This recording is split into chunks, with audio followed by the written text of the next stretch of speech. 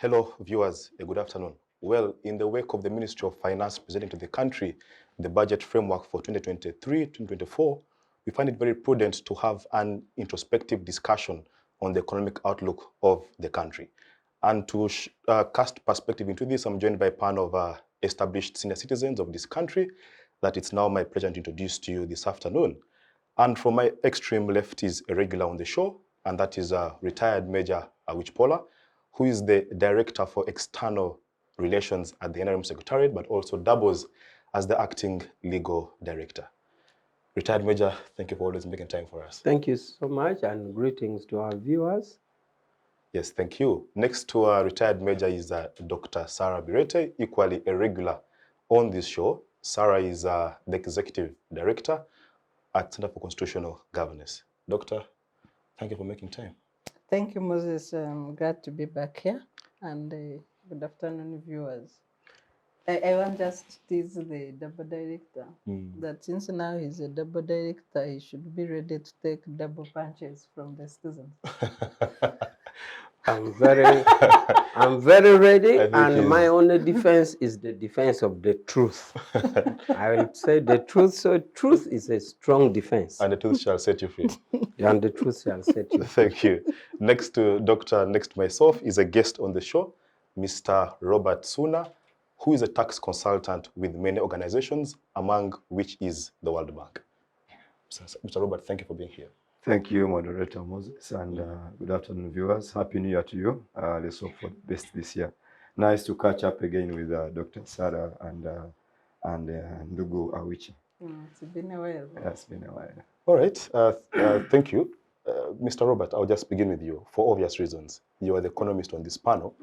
So as you look at our economy, as someone who has taken time to do consultancy around economic issues, how do you think we are progressing? How would you evaluate it on a scale of 1 to 10?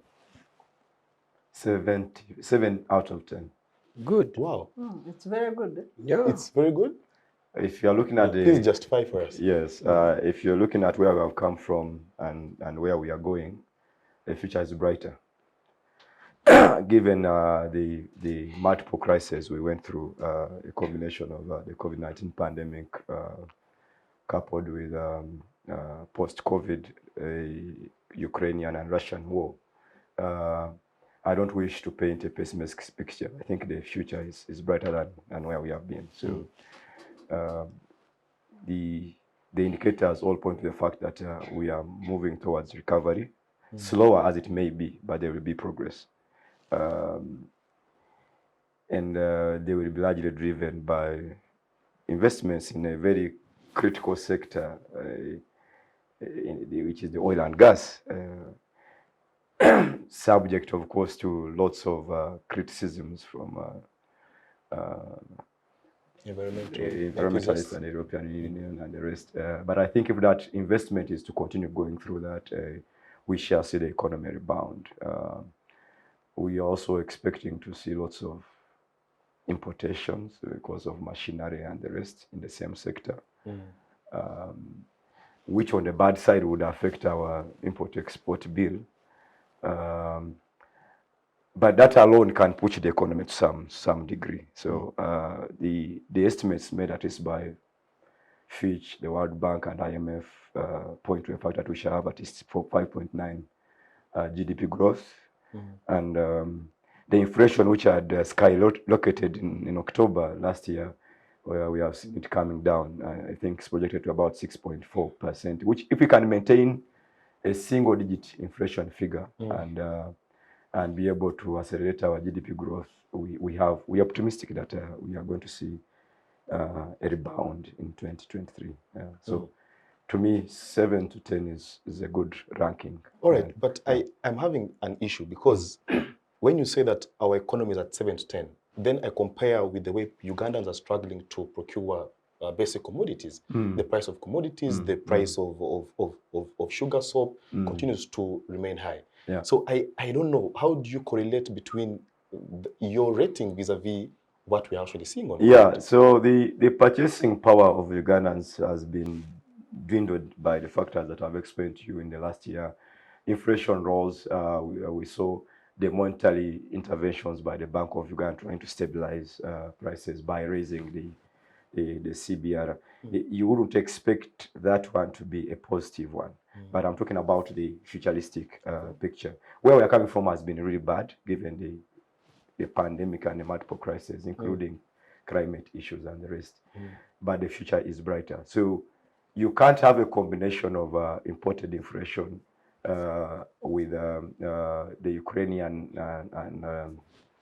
and Russian war, with less intervention of government to bail out guys who are in the productive sector like agriculture, and you expect the purchasing power of the individual to be uplifted.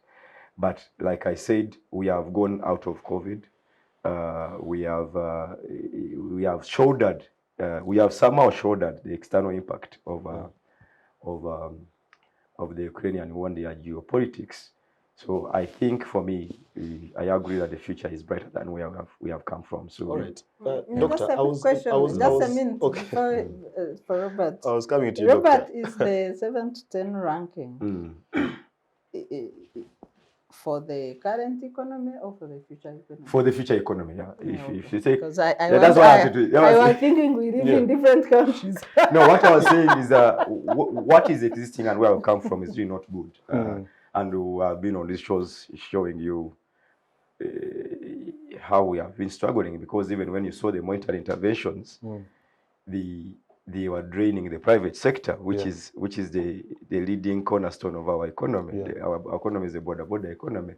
So the Bank of Uganda intervention was meant to curtail the inflationary pressures, and they have done good, because from the fiscal side we are not doing good. So the monetary side had to come through. But now with projections of GDP growth at 5.9, and we are seeing some rains, not much drought, though some rains have also caused floods elsewhere, which is a cushion to the economy and the cost for the interventions. If Uganda can control food inflation to a single digit, then you will see some improvements in that particular sector. Yeah. Thank you very much. So current, we may not be doing good, but the future is brighter. Is That's very where I started perspective. Yeah. Doctor, as you hear an independent economist evaluate Uganda's economy, the hindsight with which he speaks is a very positive and encouraging hindsight. Perhaps the NRM have something to just stamp about, that even with the so much challenges that Robert has ably told us, the COVID-19 crisis, the interventions by government seem to put the economy on a very positive trajectory. I don't know, what do you think about his analysis? Well, he has qualified his analysis as a projection for the future. But I think there are factors that should lead us to that future. And in my view, we can only attain the 70% ranking if we have fiscal discipline, if we stop wasteful expenditure, if we minimize our bloated political structures and public administration, and invest in the productivity of the people. In the absence of the four conditions, we cannot attain the 7 to 10 economy. If you go by the last Bank of Uganda State of the Economy report, in that report, Bank of Uganda is not as optimistic to the extent of the 7 to 10. They are expressing worries about public debt and the excessive appetite for debt. The unfortunate bit with the public debt is, what do we use it for? Where do we invest? In the same report, we have increasing the trade deficit. We are importing more than we export as a country, and we have increasing depletion of our national reserves. That is a very worrying trend. From 2019 to date, or going by the Bank of Uganda report released 2 weeks ago, we have depleted our reserves by half, from 6.59 trillion to 3.47 around there, by half. In the next 3 years, we have a big IMF debt that is likely to mature. Not likely, it is going to mature. We have a debt maturing in 2025. If we have not developed the productivity of the people to be able to generate income enough to pay, that maturity of 2025 will deplete our resources. And you cannot talk of a national economy without reserves. Sorry, our reserves, not resources. You cannot talk of a national economy or a solid economy with no reserves. In the same report, 30% of our domestic revenue is spent on servicing debt. That is above the required 12.5 mark, according to the economic documents, frameworks of the Roberts. So you have a 12.5 mark of debt servicing out of your domestic resources. We have exceeded by more than double that limit. When you go to our public debt portfolio now at 80 trillion, it is almost going. What is our GDP? It's going to be about 54% now. I wanted to go into that detail later. Yeah, later, yes, yes. No, and for me, I'm highlighting issues at a rudimentary level.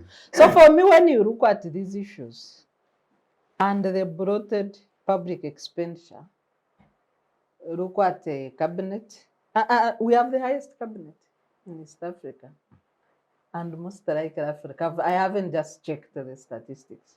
That's why I'm saying most likely the highest cabinet in Africa and among the highest cabinets in the world, 81 ministers. What is their value addition other than political patronage? We have above 123 presidential advisors.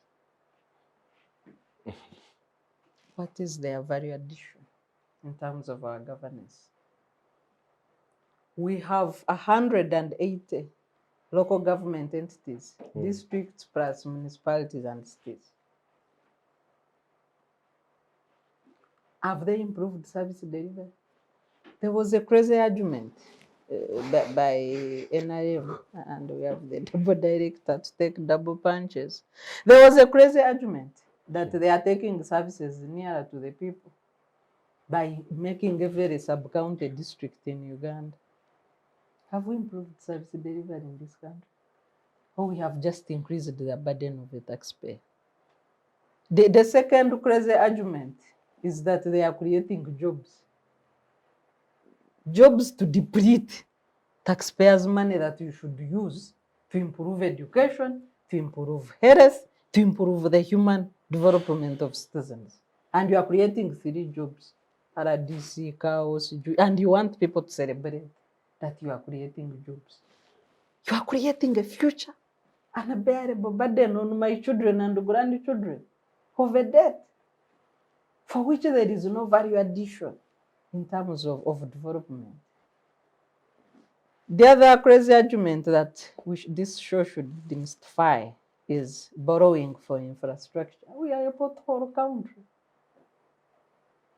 There are about 2 roads today that you can name that are free of potholes. Kampala is a city of potholes. The executive director is a queen of potholes. You are increasing a burden on people with their small vehicles to go to the garage every day. So is that still an argument that we should follow? That we borrow for infrastructure? So to me, this is my preamble really. Thank you. Very interesting. I just kept on following very closely. And of course with Mr. Robert. Retired Major, hearing Sarah and hearing Robert make their opening remarks, the NRM ran its recent general election campaign on the promise of economic empowerment. And in your view, Securing the future. yes, but underneath was the aspect of economic empowerment, and you prioritize the parish development model. I don't know, is this the silver bullet towards Uganda's economic stability? Yeah, thank you. Because even the budget framework for the next financial year prioritizes PDM. Yeah, thank you so much. You started by saying listening to the two.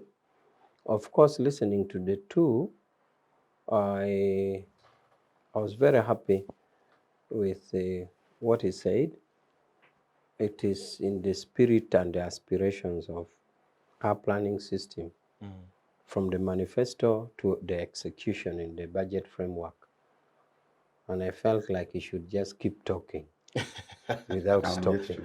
Is yet open. I just felt like he should just keep talking. Because if it was coming from me, Sarah would say it is me talking. But since it is coming from an independent expert, then there be it. So I was very happy and I wanted him to keep talking.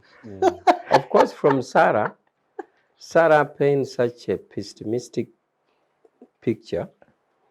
Even when he said he got a disclaimer that indeed there are so many factors, and that is where we were. But after all, we are alive.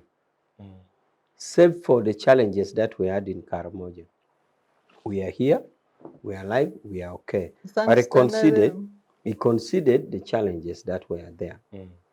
But also Sarah ended up throwing her hands in the air. She didn't even give a solution. Maybe the only solution she was going to say is leave power. And that is another domain. Because she's not saying, instead of this, do this. Instead of this, do this. She pointed the weaknesses, the wrong ones, and threw her hands in the air. So going forward is that we have the PDM. If you see the amount of money put in a parish, we expect that that money will stimulate production. And it is so detailed that even the component for women is clearly marked out in the detail. So we expect that the money put in a parish, which is our lowest estimate, is that it will trigger growth, because trigger production. Because we all know that the only safe way is not by consuming. Well, consuming, we need within the mix, within the metrics. Of course, consumption is part of it, but the primary thing is our production capacity. So, the only thing I concur with Sarah is the financial discipline part of it. And we really we are going to be serious to police, in quotes and quotes, how this program should go. And we are all committed to that.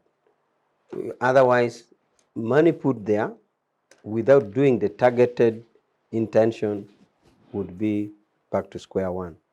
But I can assure you that it is entering our third year in the manifesto.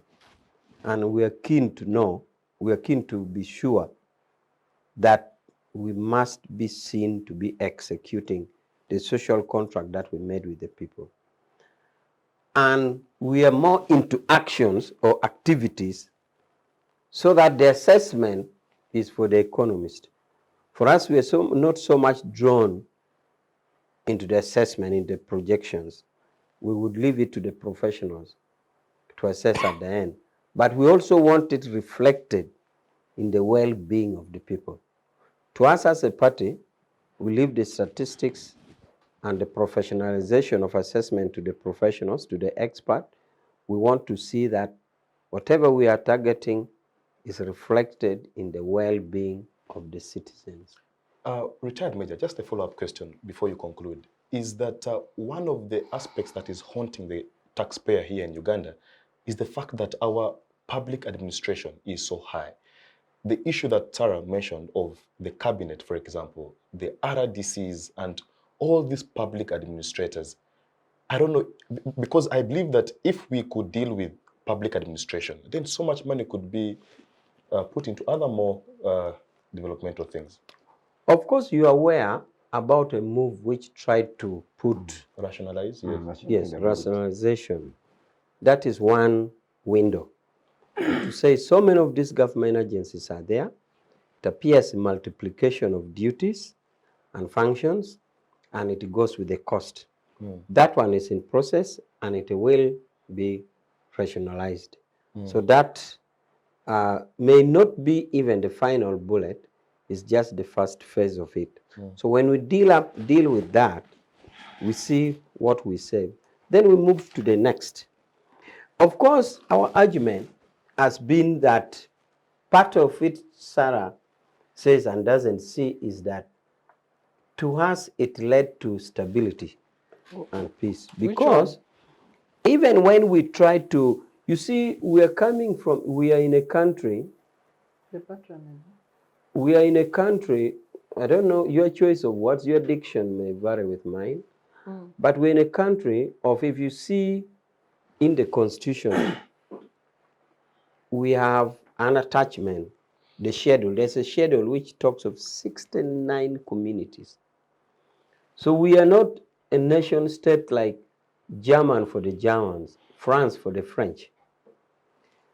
So the dealing for cohesion has been different from how some countries like Kenya or Tanzania has held their cohesion.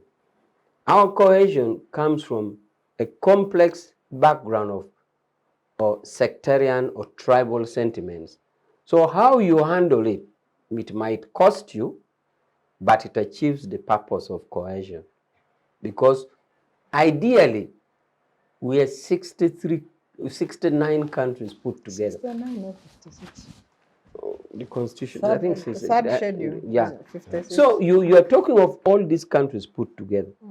Remember, you have countries in Europe like Liechtenstein with 27,000 people, and they're a very powerful country. 27,000. You have countries like Luxembourg of 1 million. You have all these countries. That means Uganda alone would be like 10 countries.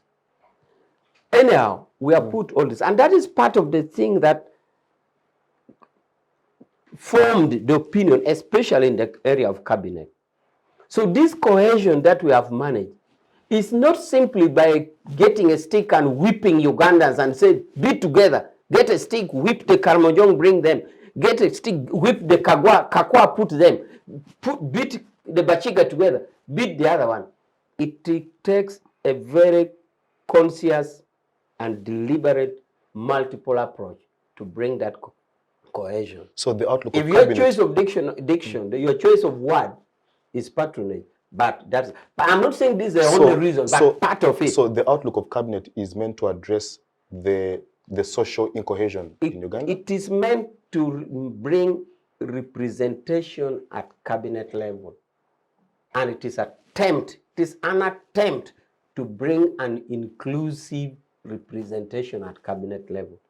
And that has worked more than bringing a stick and whipping the Bateso to be in Uganda and whipping the Karamojong or whipping the, you don't get that chief whip to beat.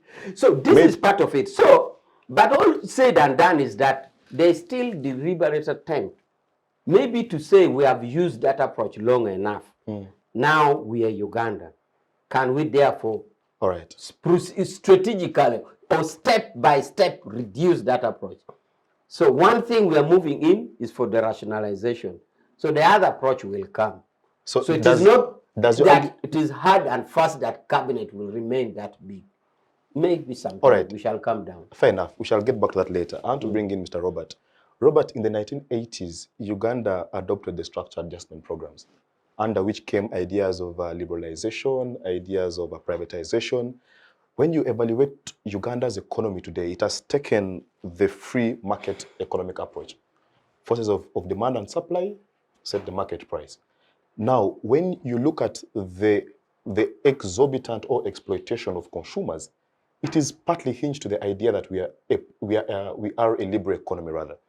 So do you think that our liberalization of the economy was rather too soon and that we need to get back to the drawing board and perhaps maybe nationalize some of these services like education, healthcare, and not put it in the hands of private players? I don't know. The issue of privatization and the structural adjustment programs. I think it's a very good question. I'll come back to Sarah's submissions also. I thought we would build on that. Yeah. But talking of liberalization, if I build my house and I invite you into it, it's very difficult as a visitor that you dictate the terms of how you behave or how you're treated. Mm. You need to know who is the architect of the structured adjustment programs and what was the intent of bringing them. If you evaluate the advice by the IMF and the World Bank to developing countries, was it for the interests of developing countries or was it for the interest of their own? If you're able to answer that question, then you will determine the success and non-success of structured adjustment programs. In my opinion, I wouldn't consider them successful.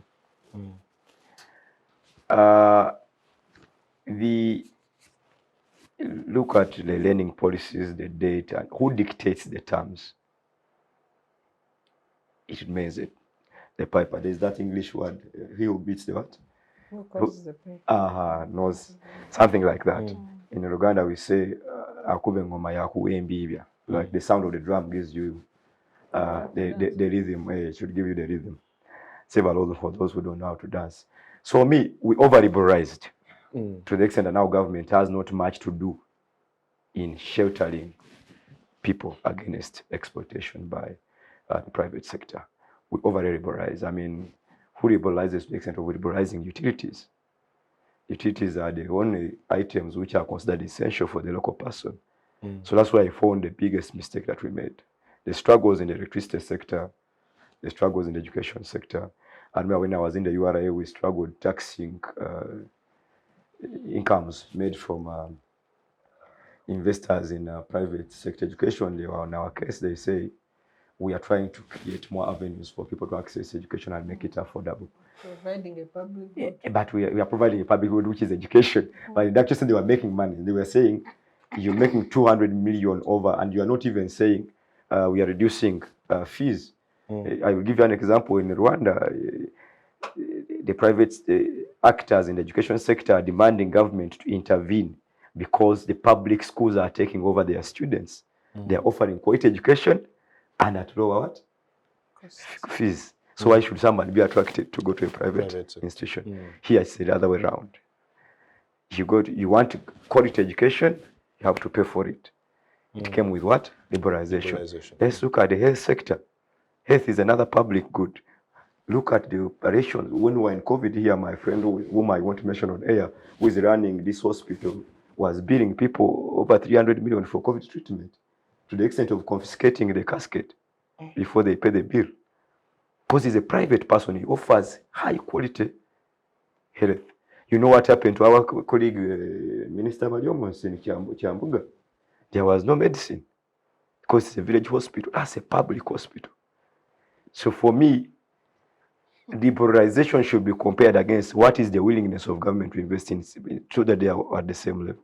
If you choose to go overboard and liberalize over 80%, what will be the hand of the government in that? But wasn't that a global shift? Did we have an option at that time? That's what I'm saying. Wasn't capitalism taking its very radical... That's the same saying that it's an English saying which I failed to say.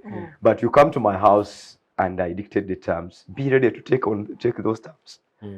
It's the same way when we are getting the loans and grants in the name of SDRs and the budget support.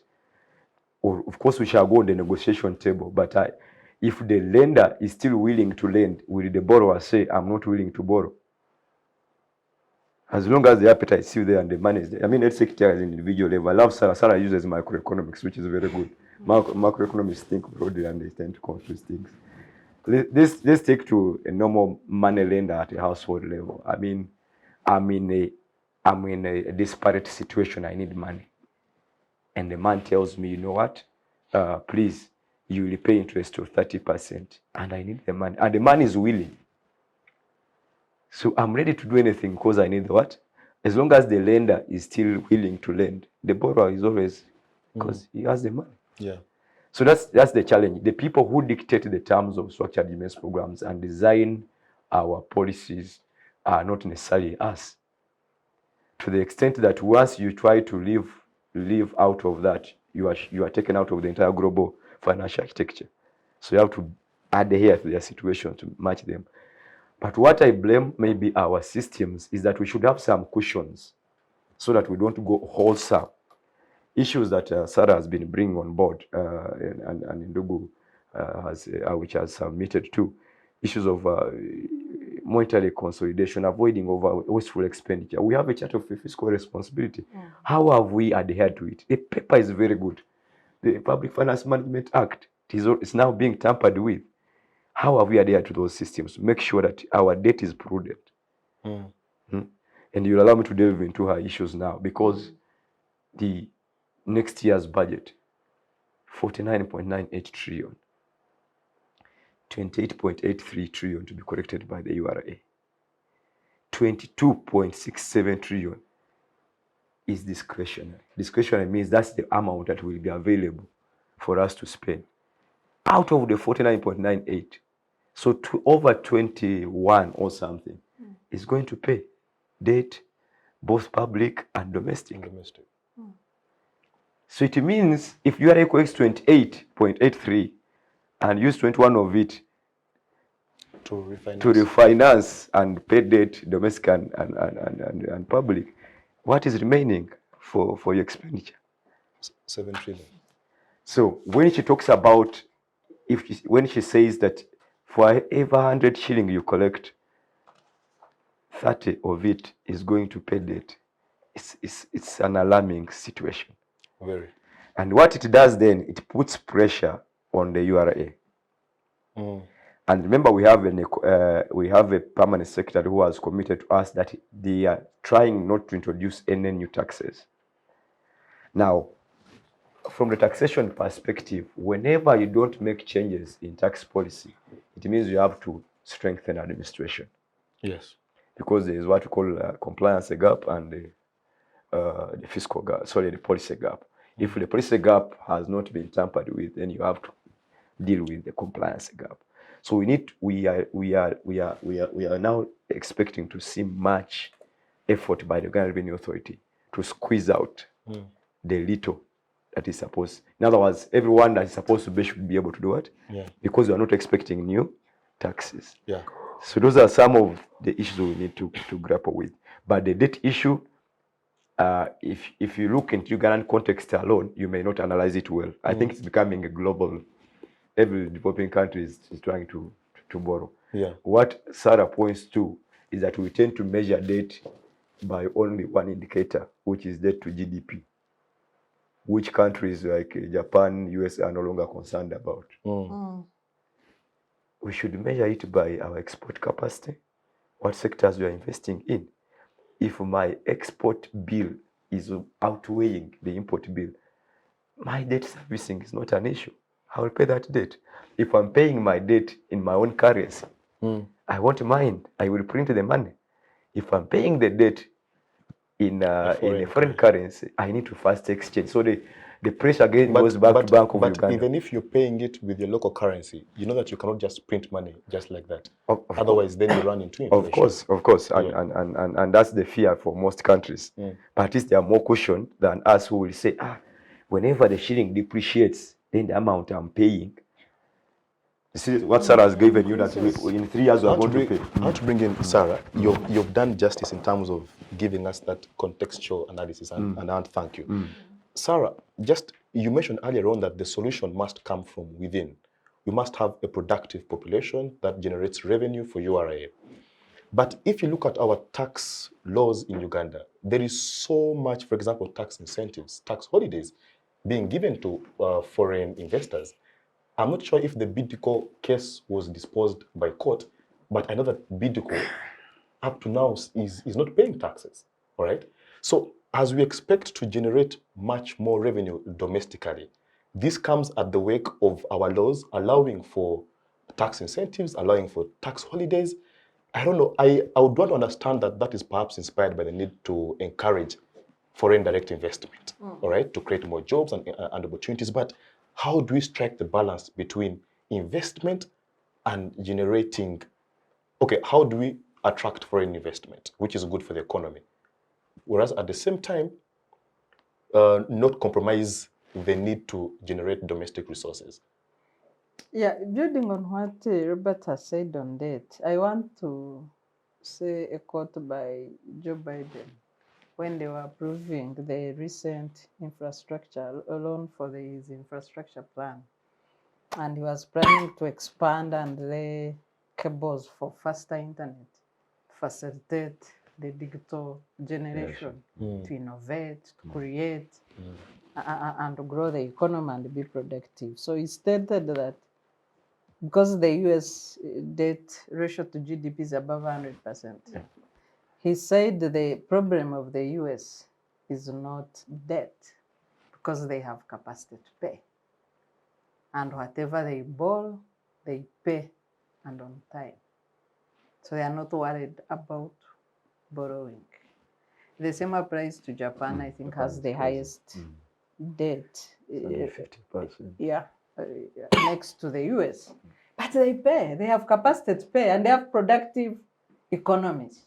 So that, Doctor, just help me understand something, and also, of course, our viewers. yes. So USA, Japan, they borrow from where? From the same The institutions. The IMF same and institutions World that Bank. we Yeah. borrow from, So- World Bank and Because they are IMF. members. So who finances those institutions, if I'm to ask? It is them. It is them. Yes. So I don't know. Well, You invest perhaps- and borrow. It's like saying Africa Development Bank. We are a member. all right. Yeah, we are a member. So you subscribe and you borrow when need arises. It's like the circle. So you're borrowing your own money, literally. Exactly. Yes, yeah, you pull money together, grow it, Hmm. and borrow it when you need it for development. So the question is not debt per se, but debt for what? Our dilemma is debt for what? You borrow money, you want to pay ministers.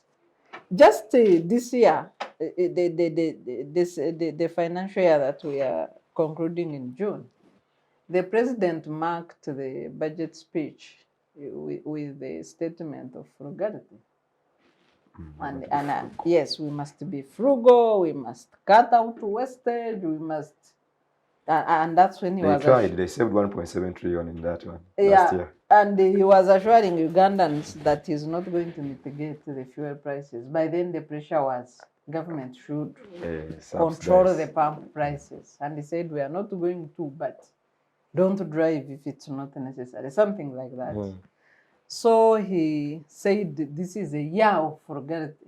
But what did the citizens see in the year of frugality? The president himself replaced his Mercedes-Benzes. He bought two latest state-of-the-art Mercedes-Benzes. His Mercedes-Benzes were not publicized more than the parliament, but he bought first. And as Chinua said, that when the mother cow is chewing, the young ones are watching. So I think the young ones were also waiting and say, okay, so we are no longer frugal. So they also ordered theirs. And in the last quarter of the year, many government departments were buying new vehicles, state of the art, 800 million and above, in a frugal environment.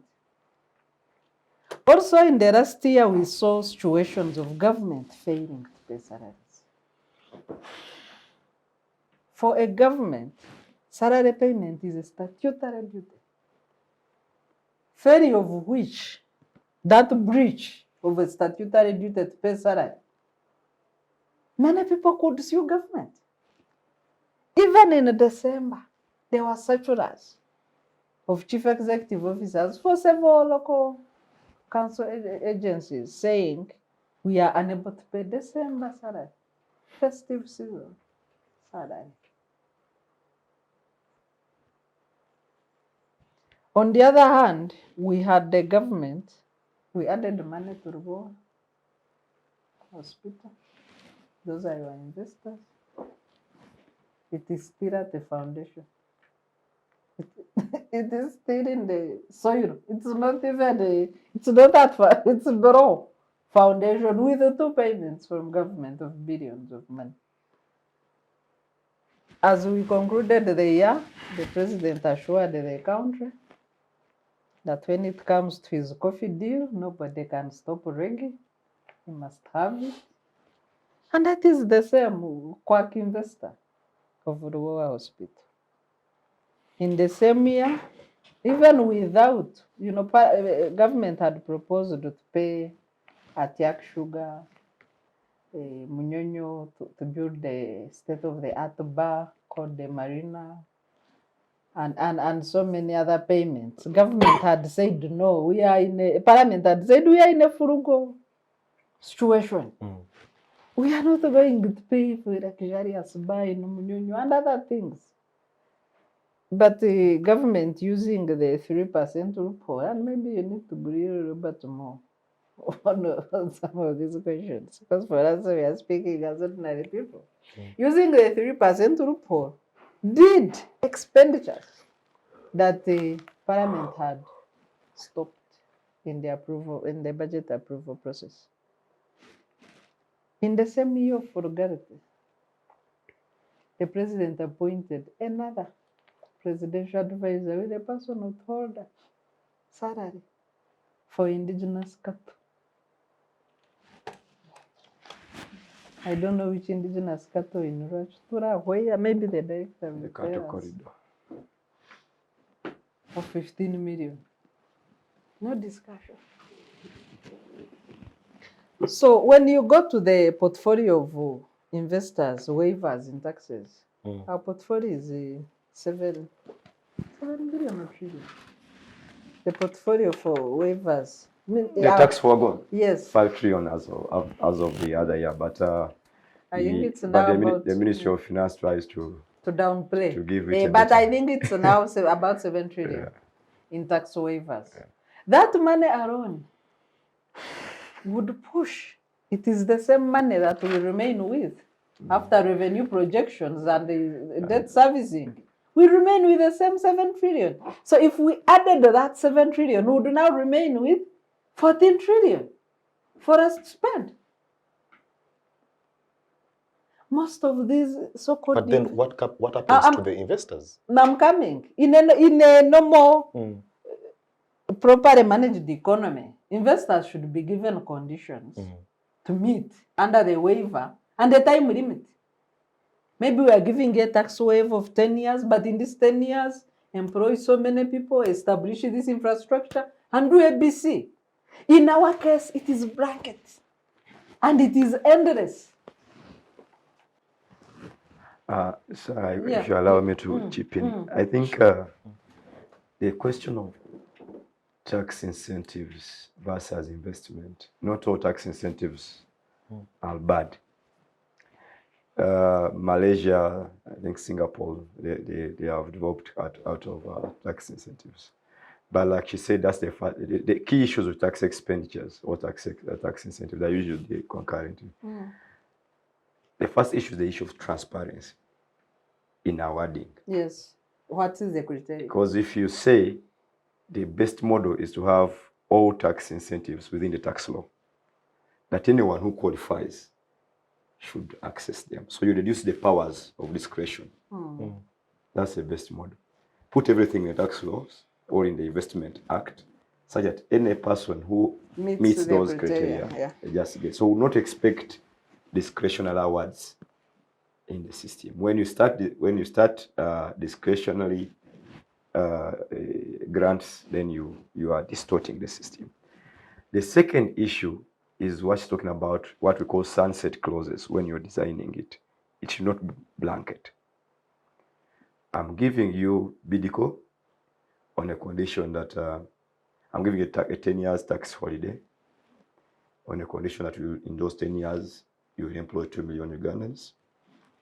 The minimum salary I expect based on the projection for each of the workers, all 50% of them should be Ugandans, and these should be foreigners. Top executive should be these Ugandan locals versus foreigners.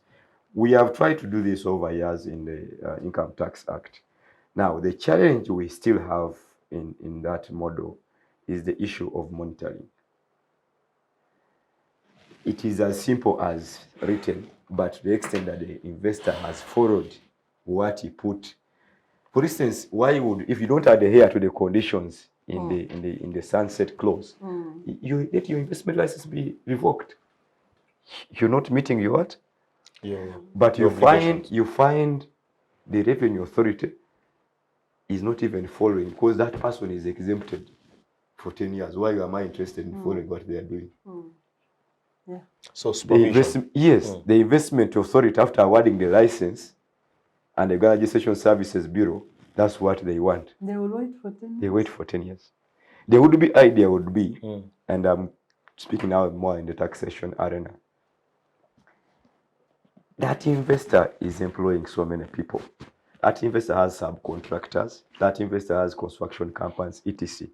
When you tell the URA that that person is totally exempt, and you don't compel them to file returns, because the actual practice would be, even when you're tax exempt, file your new returns.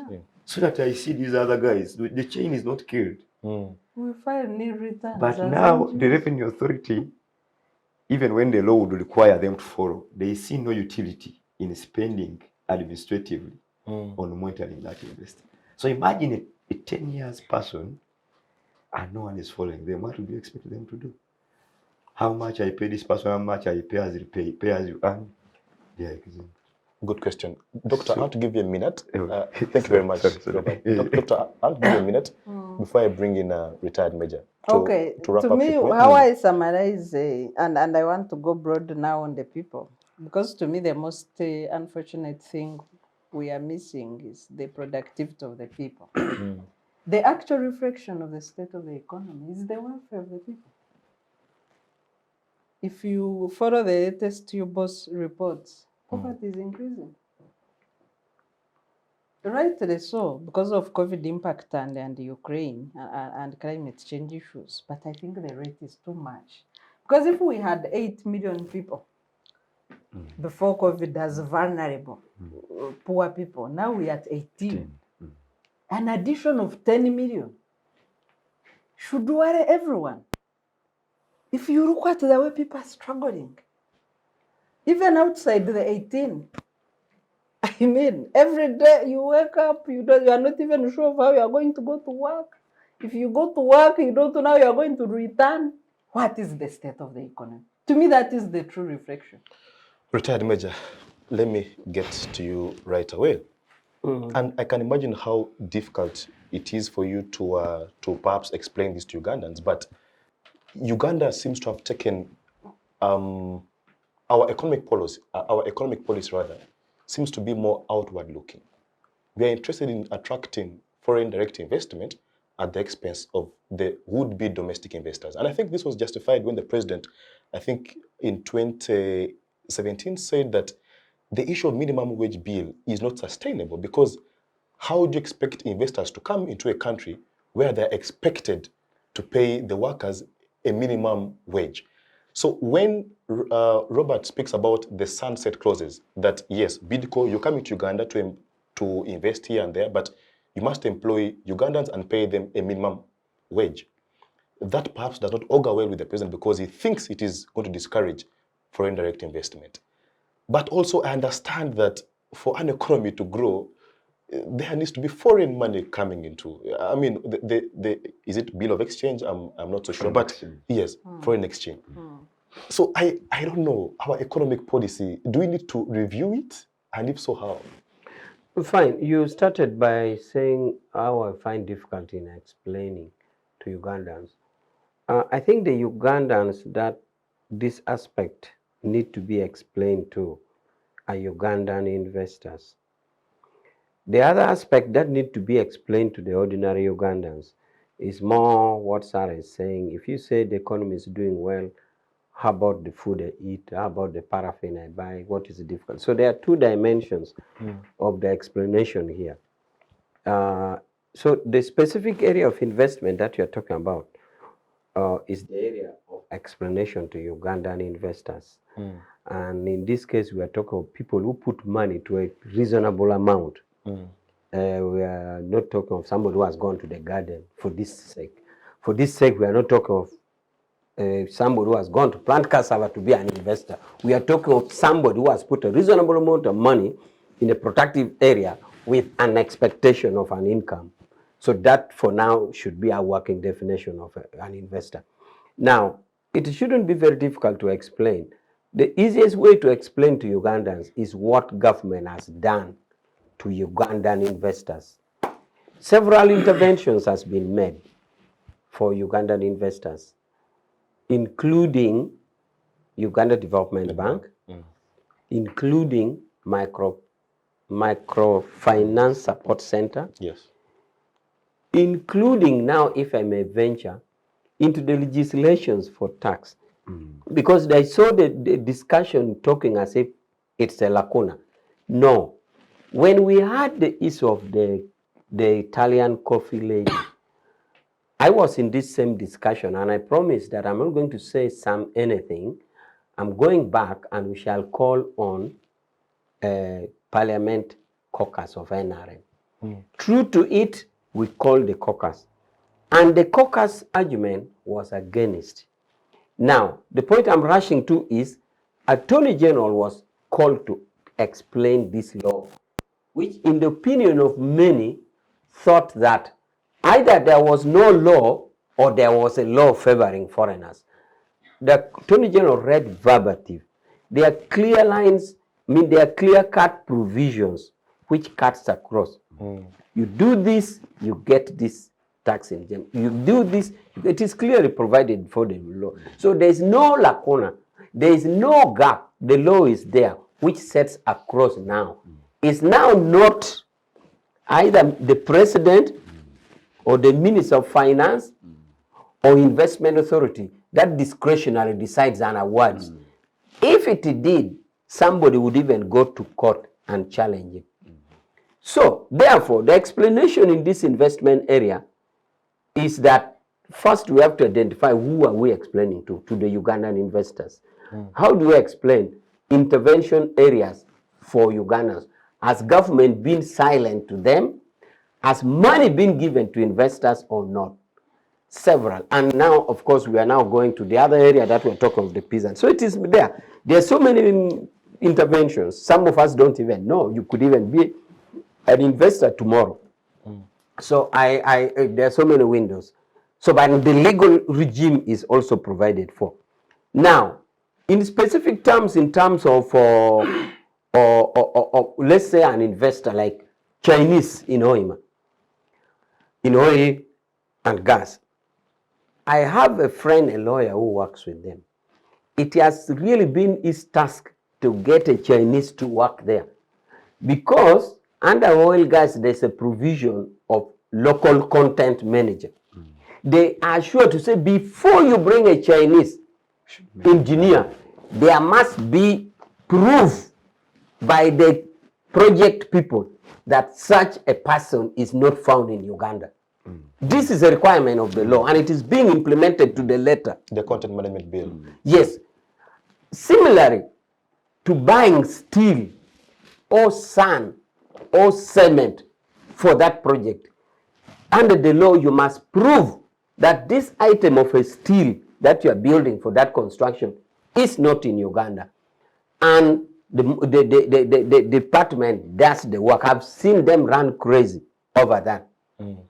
Fine, we may find there are gaps and loopholes in policing, emphasizing this, but I know it is there and it is working. I know in person the head of the local content. So by way of legislation and by way of institutions, it's there. And by way of practice, it's there. You can say nothing can be 100%, but that is the direction and that is the attempt.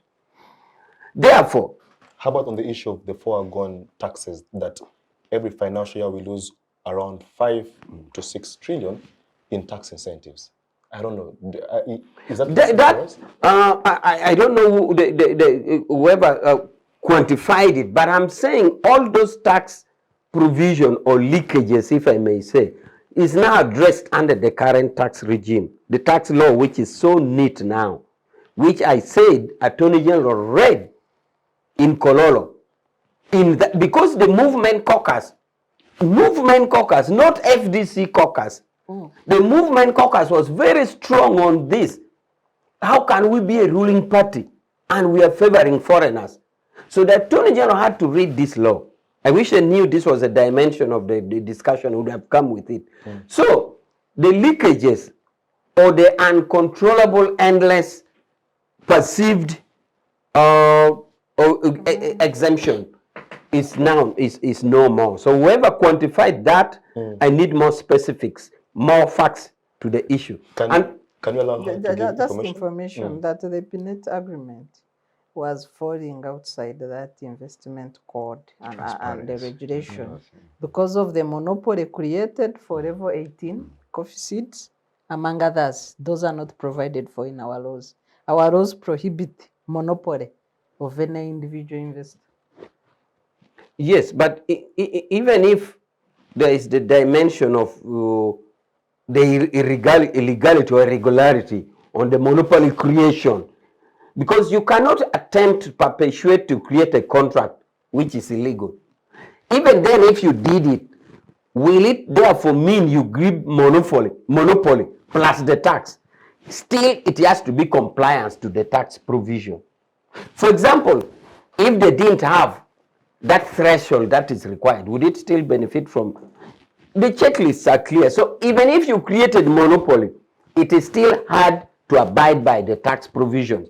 The agreement is a creation between two parties, and none of the parties said you are exempted in the agreement. So even if there is that, and the contentious part in that contract was, of course, that you are signing a contract that gives monopoly. You're actually signing a contract which kills other players.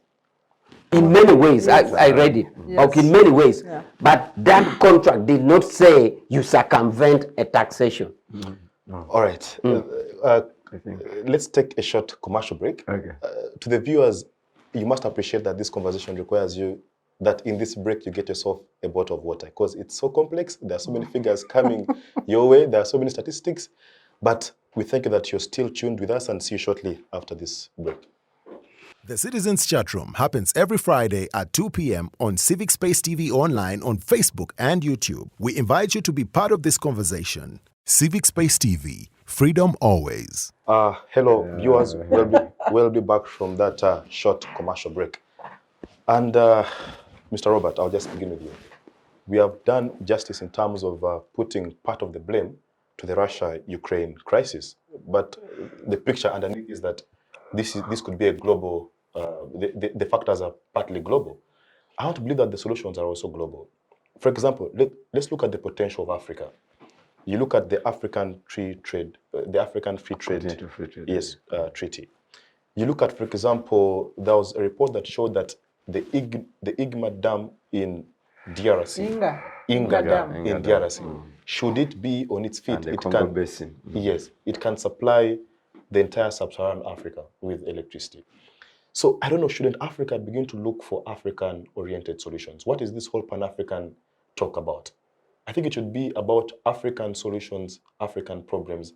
But for as long as we continue to look towards the West to get money and things like that, are our economic questions far from over?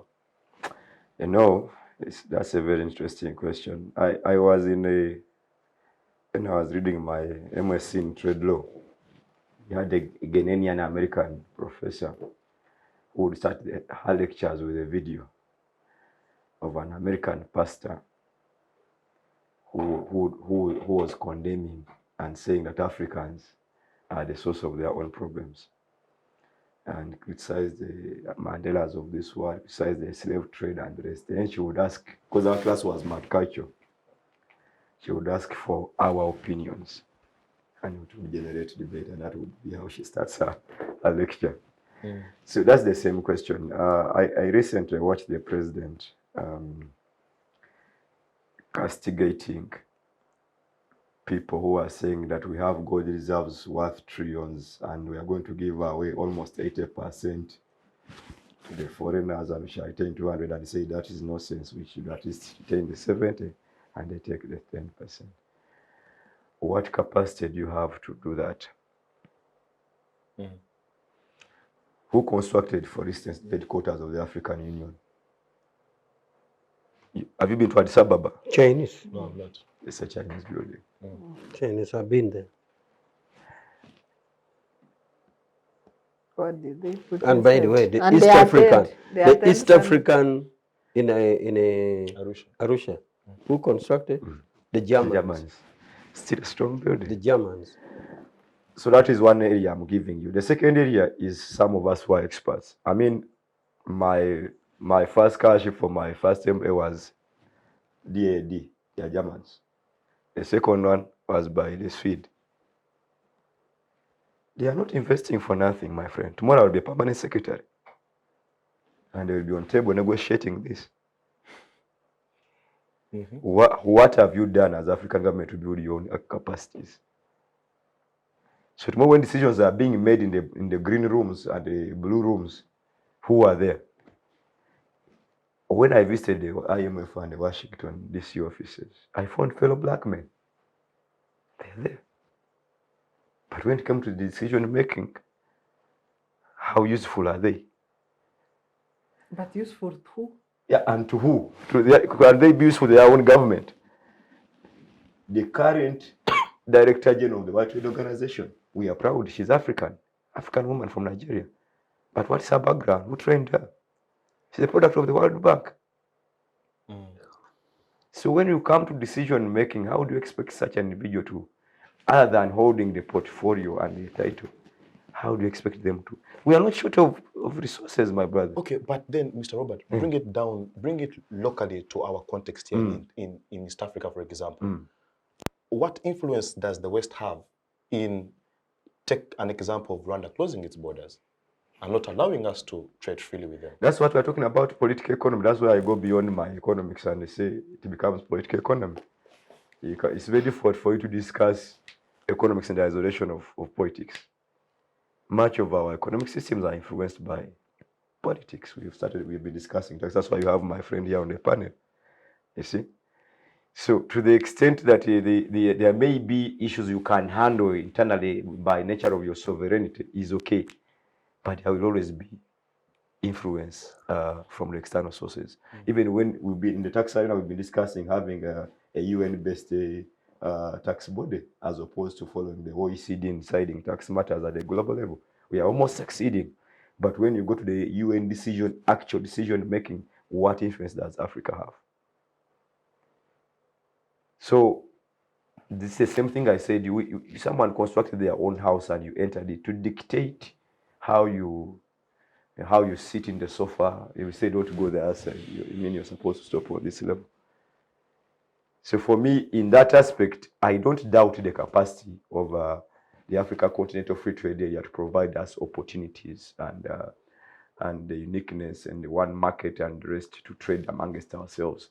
But there are so many issues we need to address.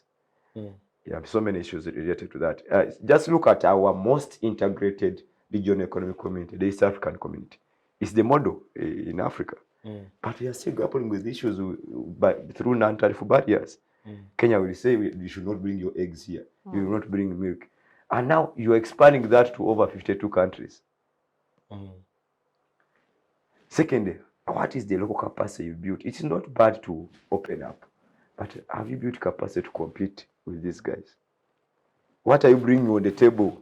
Value addition. Yes. What are you bringing on the table to compete with the person who is going to come and become a single market? That's why you see some countries like China are willing even to say, because when we were discussing, we even computed the direct revenue foregone on import duties.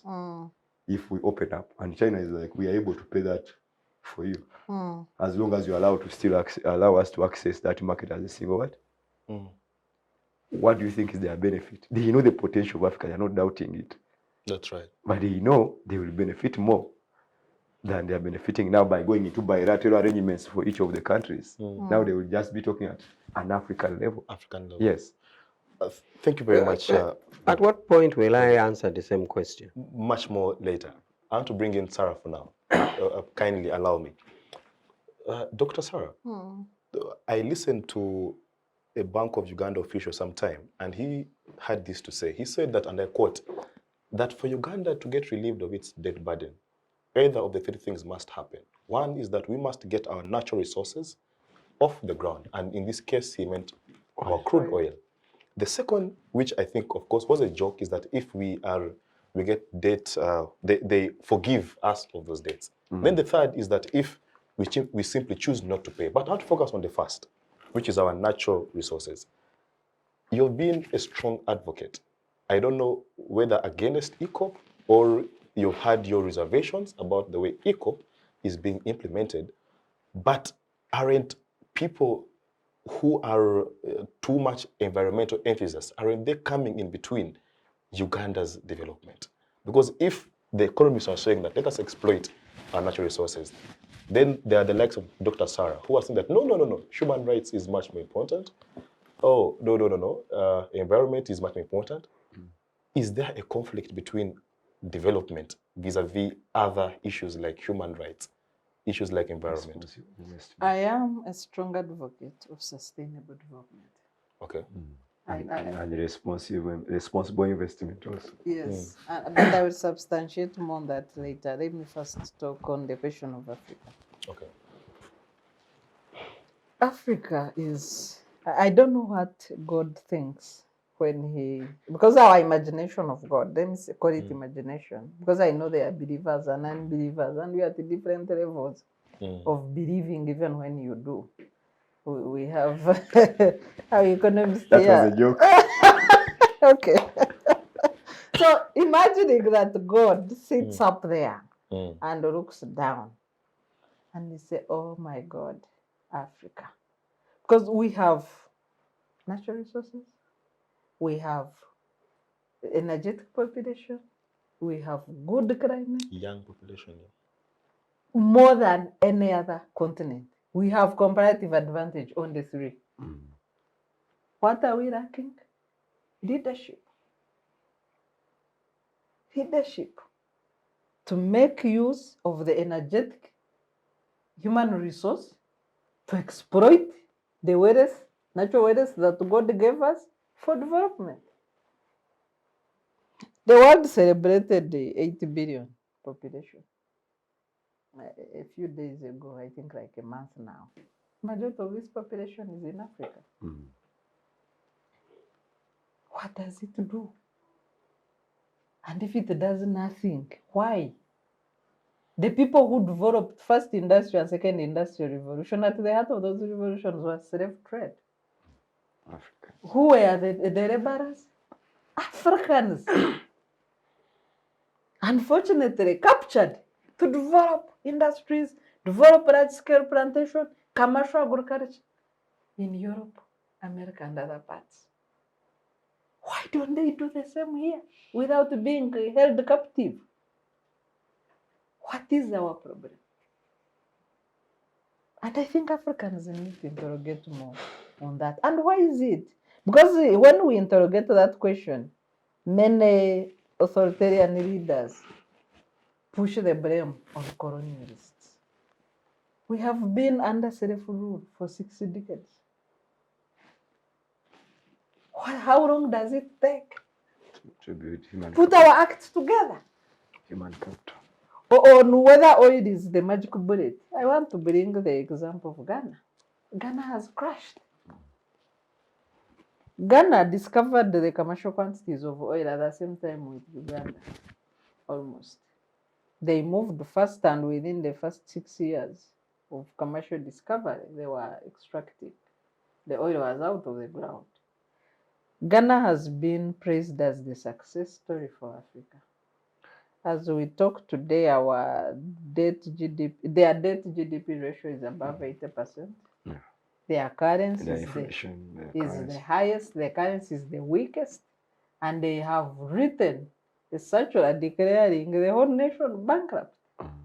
They are not willing to they are unable to service any debt. They have the oil. So is oil alone a solution? I don't think so. And I hope the economists will bring in the Ghana example more out there, because Uganda is on the same track with Ghana. We are walking in the footsteps of Ghana when it comes to debt, borrowing, and relying on oil. Uganda started borrowing against oil in 2005. So we've been borrowing against oil. Now coming, it's 20 years. Paging. So how can oil be a magic bullet? How many debts have we taken on the prospects of oil for 20 years? And is the problem the human rights activists like myself? No, it is bad governance. We know the story that has characterized our oil journey with international cases on bribery, unfortunately, including the head of state. Are those the human rights activists?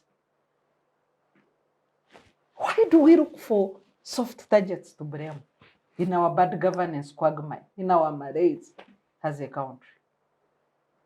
The problem are not the activists. The environment, yes.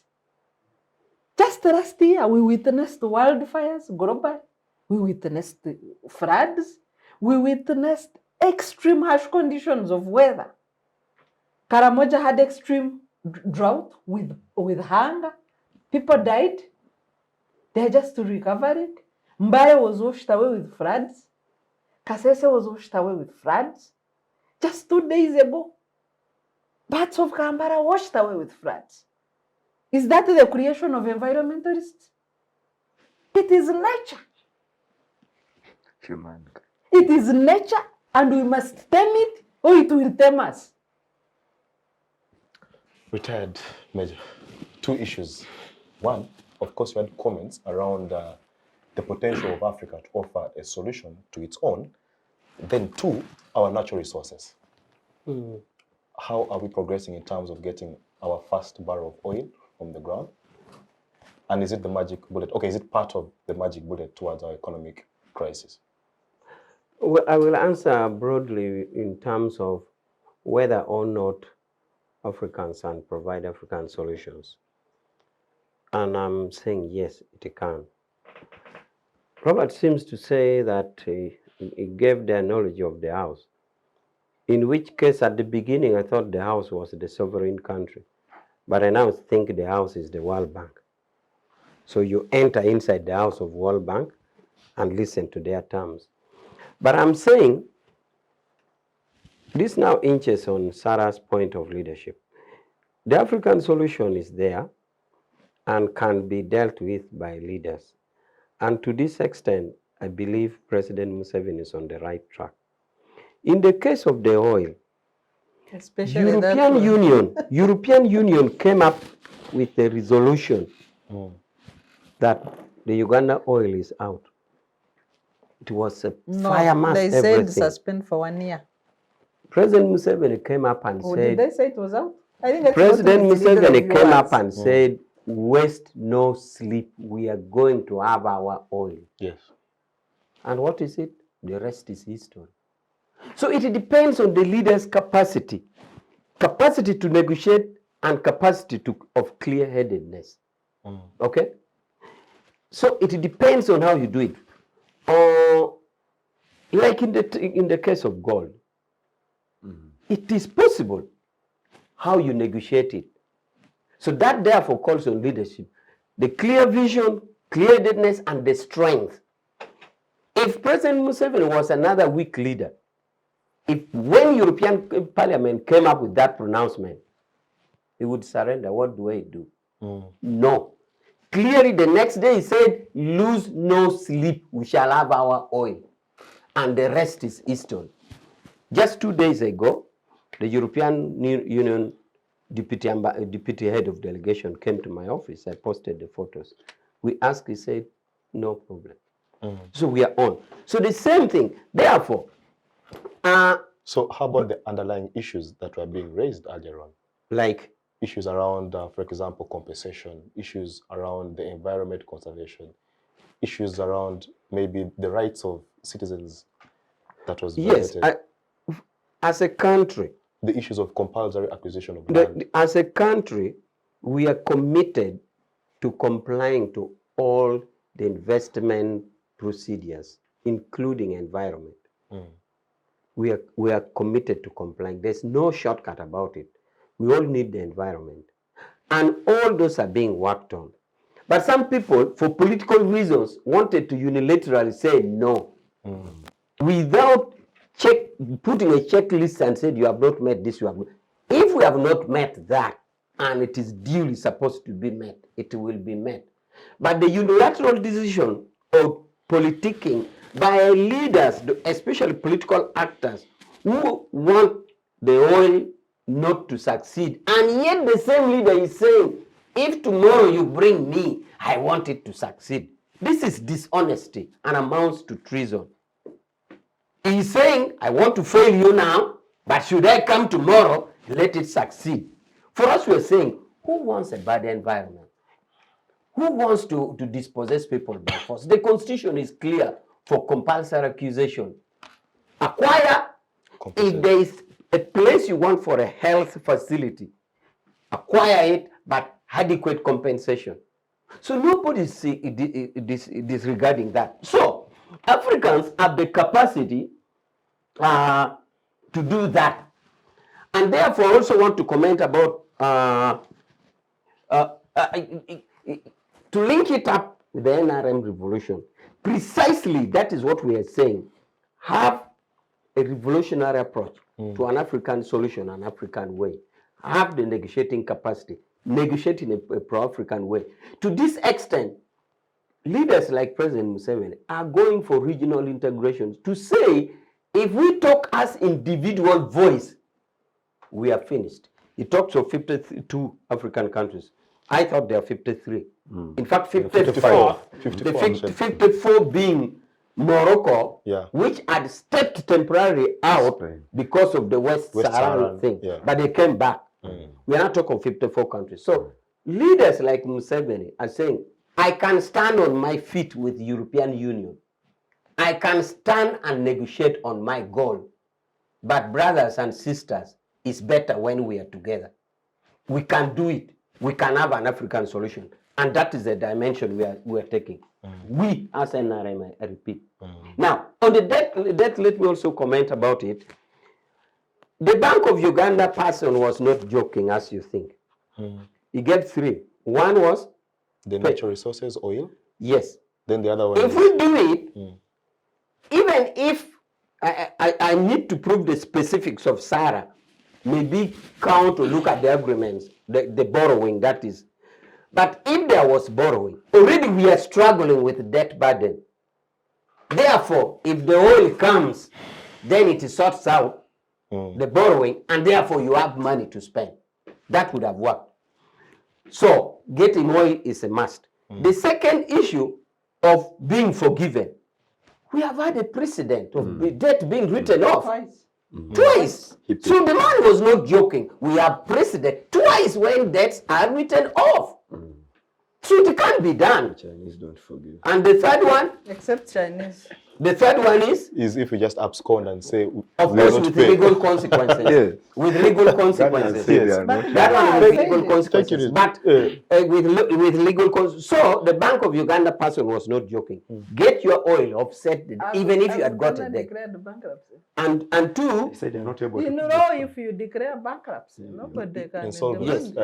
So the Bank of Uganda person was serious about that. So those are actually solutions to debt. And for the second provision of debt, we have benefited many times. What more worries me is that not only Uganda, how countries are forgiven and over all of a sudden you go back to the same position. But that's another story. So you are, apart from my contribution, my response to this, your standalone question was? Or I've already integrated it in my answer. You've already given us a response. Yes. And I want to bring back Robert as we shift gears towards the economy and conflict.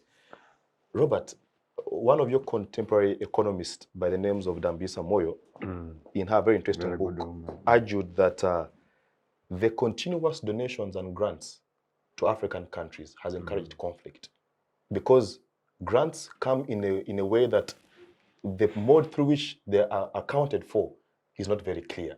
So the governments become attractive to people, and therefore they end up getting guns and fighting for them. So do you think that there is a correlation between, for example, donations and grants and the continuous conflict in Africa? International politics and economics in that sense. But I agree, it's possible. The trade deals that go on in the form of aid, which is usually very opaque. Yeah. It is not very transparent. Some investigative journalists have tried to put it out. I've seen it for South Sudan. I've seen it for Central African Republic, showing that there are trade deals and ammunition deals that exchange with superpowers in the form of aid. So I agree with her on that point. It's possible that aid can... Actually, that argument was made in her book, Dead Aid. Yeah, Dead Aid, yeah. It can fuel conflict, is the agreement. But to the extent that Uganda is in the same saga, I'm not really very sure. I think in the Great Lakes region, we've tried to be the police, the police of the Central and the Great Lakes region by trying to provide security where there is conflict. Yeah, but true. There is globally in peace and security studies, there is a very big link between aid and conflict.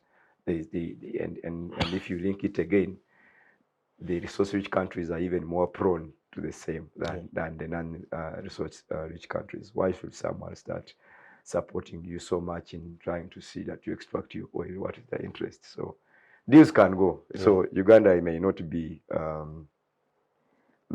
be secured from that environment, of course, in the global system. But my brother, which can add on how prepared we are to deal with such in cases to come through in the form of aid. Yeah. Doctor, same question. Conflict, is there a correlation between conflict, aid, donations, grants? Yeah, mainly caused by the conditions. What are the conditions of this aid? Because a conflict arises when there is an agreement and one of the parties fails to meet their part of the bargain.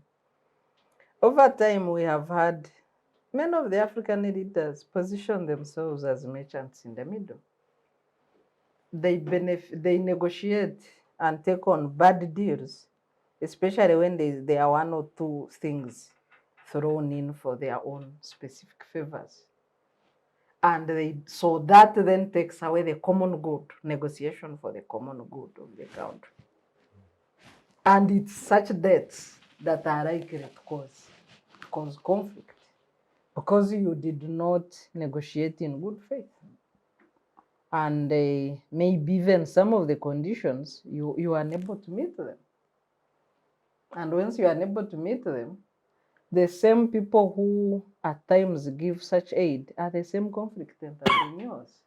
Then they will supply arms or whatever it is, or fund your opponents, and then a conflict will ensue. But if we had honest leaders who negotiate for the well-being of their citizens and their countries, and take on fair deals. Because if something is unfair, if something is going to take away anybody's peace, then nobody needs it. So if the conditions are not favorable, I think it should be okay to say, no, we have a problem with finances, but we can pursue other alternatives. But when you have the budget, for example, our budget, and we saw recently a budget that was passed by Parliament with 10% interest, a short period for maturity, and a 10% insurance fee, among other, harsh conditions. If we were in a comfortable place where we could say, let's look for other sources, we can wait. But it seemed like an emergency, because even Parliament was called from recess. So when you show the owner of the money that you are desperate, then you don't have chance to negotiate a fair deal for your country. So we should avoid that level of desperation. by cutting our coat according to our size of cloth. Retired Major, as a security expert, do you think that too much aid or donations and grants make governments worth fighting for? And that's why people will go to the extreme, they will get guns to topple another group because government has become a gold mine due to aid. Well, in that clear case you have given, I think it depends on individual candidates' perception. If he thinks it's that bad, if it is for money, you, as a state or as a government, you can access money in any other way, not necessarily by aid, through taxation or whatever it is. So if somebody is coming to power because he sees he wants money, then regardless of aid, I don't think it will matter. For example, suppose that country was rich enough and is not getting aid and can fund itself 100%, and you still have such a candidate who thinks he can get money, will it stop him? He will still come. So the link now is between the person who wants to fuel conflict because he wants money from the treasury, to me, regardless of the source of the money in the treasury. If his desire is I'm getting to this because I want money, then it is immaterial whether the money he gets from the treasury. After all, it is already in the pot. So if you say, because the other way is to provide a solution by saying, let's cut off aid so that there's no urge for being in government. Okay? Because since the aid is cut off, then there's no money entering the pocket, then nobody will even want to be a presidential candidate. In fact, some people will think... How about taxes? Some people will think, if this aid is the one which was bringing money and it is now cut off, then I will come with, if I come to power, I will have initiative to create more money so that our pot is full. So, except in the area where you said aid to create internal strife by the donors, if, for example, that aid is tagged to arms, and that therefore needs case by case, specific kind of contract that is, and if that such contracts goes, which is almost contract of illegality, then we put the blame squarely on the leaders. We put it squarely on the leaders. You'll put it squarely on the leaders. So if we have such kind of contract of loans or donations which borders illegality, then that is a case by case or a specific case of its own. But if you put it as a general provision that people come because of aid, I see little correlation, or I see even no difference. Because whatever money enters into the pot, call it the national treasury, consolidated fund, it's immaterial where the source comes is. from. So whoever still will want want it it. if he wants to grab it. But if it is in the specific case of contractual obligation or bilateral relationship between two parties and a silent and an illegal provision of arms deal to fuel conflict, then that is a bad one. Wow, thank you. Robert, let us shift gears and look at the parish development model. Ugandans out there are quite hopeful that this time round, the parish development model will not be like other government programs that I've seen in the past. Like, for example, Emyoga, the likes of Bondaba Gagawale, and many other programs that government has run in the bid to empower Ugandans economically. So as we move towards financing the PDM, what should Ugandans expect? But also, what is your own view about this economic model? The parish development model, and I like the way you brought it. You started it from what has failed in the past, and what the experience in the past will paint a pessimistic picture about it. A normal Ugandan would be happy to see that finally there is money at the parish level. It means that accessing it will be easier. My challenge is that whereas its design is talking about 7 pillars, the ones that are largely emphasized are about 2. Okay? What happens with the other pillars? When you see the creation of awareness and the rest, I saw government even roll out cabinet ministers who can publicize the model across their different constituencies, which was a good approach. So it is okay for someone who has seen government programs earlier on to be pessimistic about the model. Should the But, publicizing have been done before the rollout? That's what I'm trying to say. I mean, then there were issues also to do with the sizes of the parishes in terms of population. Why should a parish of 1,000 people be allocated the same amount of money with a parish of, say, 3,000 people? Has that been ironed out yet? That one we can get an answer later on.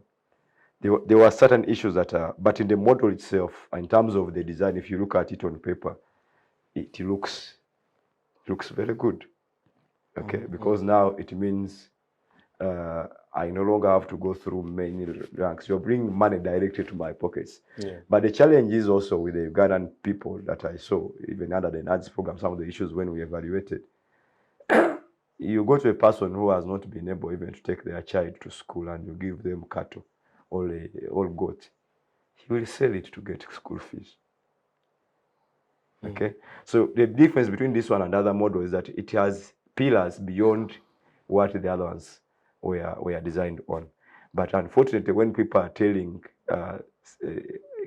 awareness about the same, they don't mention about other models. For them, it's about access to finance and financial inclusion. But the model is as big as, for instance, when you see the the parish committees, who are constituting these committees? What are the guidelines for that constitute these committees? Secondly, I loved the idea that it's being linked to the National Development Plan. But you and I know, if you are to evaluate the performance of the National Development Plan, some of the key salient issues have been, for instance, access to data, who are the enumerators. I don't wish to say government, for instance, creating more parishes because the model is working. If today we are calculating this number of parishes, what will happen tomorrow if the parishes expand? Shall we extend the amount of money that is being offered? Or we are putting no more creation of such parishes? So some of those issues, salient issues, need to be addressed. But for me, the model in itself as a design is not a problem. All right, let's hear what Doctor thinks. Doctor, the parish development model. I will add on the concerns. For me, if you look at India, the model of village, other countries have called it like village banking. If you look at India, South Korea, and some of the Asian tigers, they've used the model for grassroots development. To me, the challenge is not in the model itself. The challenge is twofold for me. One is the mentality that we have created over time of handouts. But we have allocated the money for mindset change now. Yeah. For to say we are now not coming to dish Christmas gifts because NRM is known for dishing money, mentality, and politicization. So we've created that with the people. People know that if NRM is bringing something, it is a thank you for their vote or a booking for the next vote. So they don't have that mindset to say this is money that I should use, develop, and pay back for the cycle to keep rolling. So the cycle is likely to be a one-off because of that mentality and political mindset.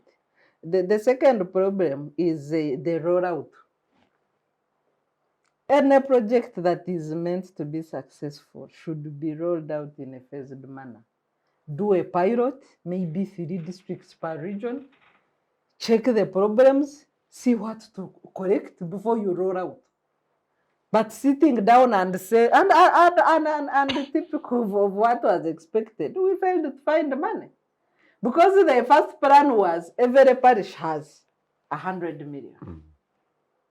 Then you are able to say maybe if each circle takes 5, then I have given 20 circles. And then you follow up implementation, supervision, capacity building, including the technical expertise as they roll out. But how have we rolled out? The first installment was 25? 25 million. I don't know now how far we have reached. So we did not have the 1.1 trillion envisaged in the budget framework and approvals to roll out at once. Those are problematic. We did on our own. We did a mapping on informal CCG, really, on informal groups to try to see how people are organizing on a grassroots level. Some of the informal groups, the members are the same members in the registered circles now. And of course, we did not talk about issues of registration, taxation, and the burden it brings to the ordinary people that we are struggling to put in the money cycle. You know, people are already frustrated.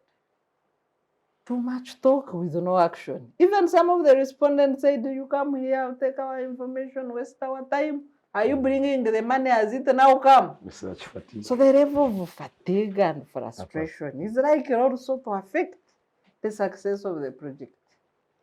And if we don't take away politics, because if you look at the composition of the parish committees, say NRM person in the committees, then what happens to other people who don't support NRM? And we see this in Emyoga. Emyoga in Kawempe was distributed in an NRM office. So what happens to NUPU, FDC, and other supporters? So if we don't distance politics from national programs aimed at reviving and revamping productivity at grassroots level, it will be problematic and it is likely to fail. I think it's important, if I conclude, to underscore the fact that majority of our GDP is collected from 3 districts of Kampala, Wakisa, and Mukono. About 60% and above. It's just from Kampala, Wakisa, and Mukono.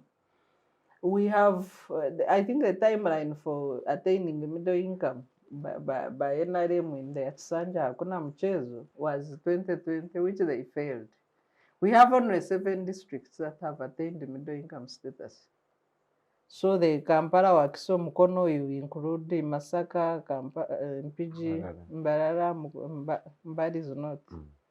Guru. Yeah. There are 7 in the middle that have attained the middle income status. So that shows you that the bulk of the national economy is contributed to by a few. And the rest are dependent. Give me mobile money, I buy a matchbox. Give me. And then we are here boasting of things that don't make sense. Retired Major, the PDM. Well, just a very short comment. One, the presence of a party person there is basically because this is contained in our manifesto.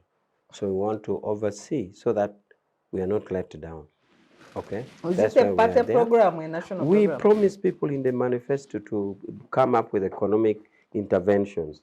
And we have to go and explain in 2026 what we have done. So it's a campaign program. It's not a campaign program. We have a manifesto which we extract our design from National Development Plan. All political actors have a way they believe they could govern this country. But and every person, aren't there elected national leaders at parish level? we are just joining them. We're just joining. Look, everybody is free to form an association called a party and form their views how they want to govern the country. It is contained in a manifesto. We compete and we market. And when we market it, whoever is elected takes charge. So it is our view of governance. And one aspect is economic intervention. As a party, we did it, and we are executing it. So therefore, we feel it necessary that we should be there so that you don't conceive the idea and somebody else executing. And when time comes hard, the civil servants say, I'm not involved. When you are to explain to the people what you convinced to give you the mandate for, the civil servant says, me, I'm a civil servant. So it is prudent that we be there. Not alone, but with others.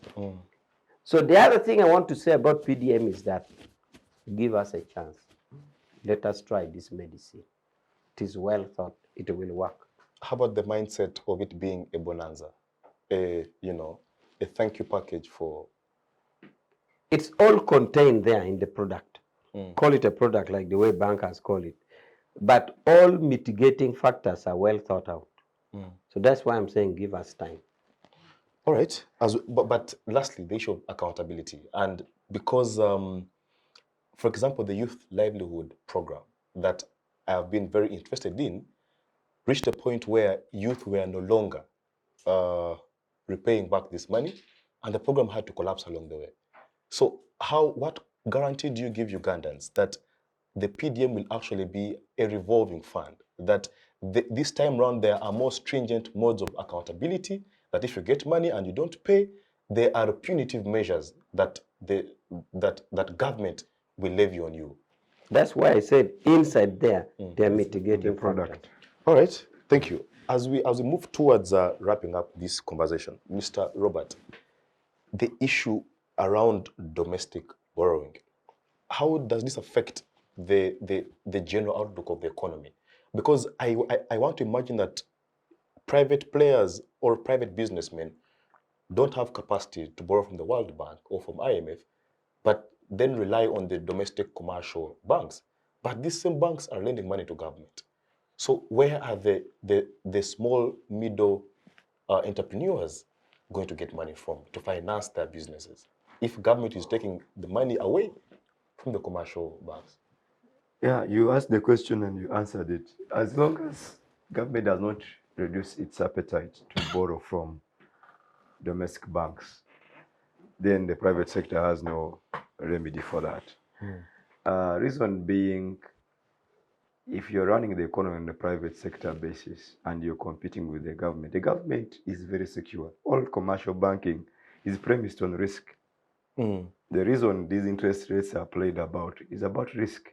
So there is no way a rational business person who is interested in making profit will lend to a riskier customer. Government, even if you have to change leadership, government will still pay. But it takes a banker very much effort to invest in policing a private individual. So as long as government is still at the same competition with the private sector, then private sector has to be crowded out, if we are to use the economic terms. So in my own opinion, I think government should reduce its appetite for borrowing domestically. I know the demands are too high, but if you are to revamp the private sector, their source of income, we have been challenged with what we call consolidating capital. Not so, for instance, if you ask a Ugandan investor here if they can mobilize $1 million in a month, it would be trouble. That's why my brothers, the likes of Bireete and Ham, have been in trouble trying to mobilize resources from foreign sources to make sure that they get the amount they want, because our banks here don't even have that money. But if government comes crying and they want to borrow, commercial banks will find that money because they know it is the most stable borrower they can lend to. So unless we reduce that one, then the private sector has to continue suffering. I've always tried to tell us that if you think you're investing in the private sector, when you're denying them access to credit, then you're just doing a disservice to them. It takes me back to the submission by Awich on the UDB. There has been a lot of about UDB fund. It was a very good recommendation to recapitalize the UDB. But up to now, people are still negotiating the conditions and terms to access those funds. The Bankers Association was always up in arms trying to discuss with the government how to remedy that. I don't know how they have gone, if they have succeeded. They have been trying to relax the conditions for accessing that money because it's not meeting its purposes. This is the way you can revamp the private sector. You're capitalizing the development bank, but you're putting the conditions so stringent not to support the private sector. then you are borrowing from the commercial banks at the same rates like the private sector is borrowing, and yet you are a more formidable or stable borrower. What do you expect the private sector to do? Wow, thank you.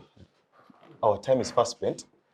I had given you the last words intentionally because you're our guest on the show, but I'll now invite parting shots from your retired major as I come towards Sarah. Then again, you'll have the last words on the show.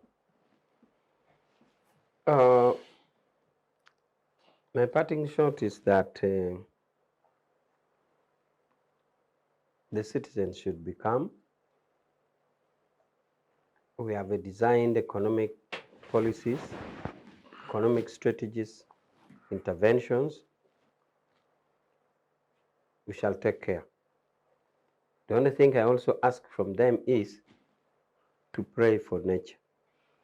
Because nature, ordinarily, we should be having capacity to tame, but you may not tame. Like at the moment, climate change, it may not be a one government act. That's my prayer to you. But all others, security will be stable and the economy will flow.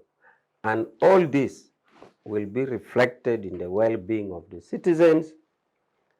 And we could even check with the life expectancy, which has continued to grow. You will live longer. Every year we're extending the life expectancy of a Ugandan, and that is the only litmus test as to whether we're doing well or not. Thank you. Doctor. On domestic sources of borrowing for both government and the citizens, it's the ideal situation, but how do we manage it? Quickly, I want to talk about the UDB and the way it handles people. Recently, I had a colleague who was told after meeting all the criteria that he's politically exposed and he could not rent. So UDB, in that experience of the colleague, the partisan conduct of UDB does not benefit Ugandans. We should not invest taxpayers' money in things that are aimed at benefiting followers of one party or believers or supporters of one party. If it's a party program, like the double director said, PDM is their party program, use party resources to implement it. If it's a national program, then it should be national. So we need to distinguish between party programs and national programs. I will conclude with the issue of we have a very secure source of funding and pulling on what Robert was talking about. NSSF. For now, NSSF is the wealthiest provident fund in East Africa at the value of 17.9 trillion. And savers, workers have been putting resources over time. It would be one of the secure sources for government to borrow. But let's follow procedures instead of then political hijack of money like monkeys. But for the citizens, let's keep striving, struggling for a better economy, for a better country, and for a well-governed country at that. Without good governance, you cannot get the economy right. Yes. Mr. Yeah, Consultant. for me, I think my colleagues have submitted very well. I would encourage Ugandans to stop looking at things at a macro level. When they say you have attained middle income, look into your pockets and observe if you have attained it. So I love it when they talk about the citizen welfare. When they talk about economy will grow by this, look at your level and see how it has grown. But also to the extent that experts and the consultants and elites in boardrooms, some of these issues should not be boardroom matters. They should be disseminated in the most possible understandable language to the citizens so that they can hold their leaders accountable. I thank you. Wow, thank you very much, Mr. Robert. Dr. Sarah and retired Major Awich Pollar for sparing the time to be on this episode of the Citizens Chat Show. Well, you've heard it all. All we can do is wish you a lovely Friday and a lovely weekend at large. See you next week, same time, same place. Bye-bye. But above all, don't forget to subscribe.